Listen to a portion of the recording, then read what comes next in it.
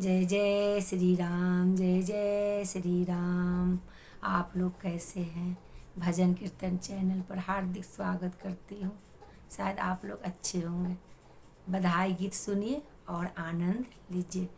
धन धन कौशल्या रानी के आंगन माँ, जहाँ खेले ललन माँ। धन धन कौशल्या रानी के आंगन माँ, जहाँ खेले ललन माँ।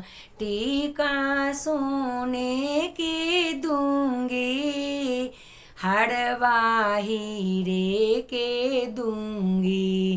टीका सोने के दूंगी, हरवा हीरे के दूंगी। की दूंगी जब होए तो बबुआ मुरन माँ, जहाँ खेले ललन माँ। धन धन कौशल्या माई के आंगन माँ, जहाँ खेले ललन माँ। धन धन कौशल्या माई के आंगन माँ, जहाँ खेले ललन माँ। नैहर के कोसल भाभी, हमरा निकाल के दियौ। नैहर के कोसल भाभी, हमरा निकाल के दियौ। तब होए तो राम जी के मूरन माँ, जहाँ खेले ललन माँ। तब होए तो राम जी के मूरन माँ, जहाँ खेले ललन माँ। धन धन कौशल्या माई के आंगन माँ, जहाँ खेले ललन माँ। कंगना सोने की दूंगी, अंगूठी हीरे के दूंगी।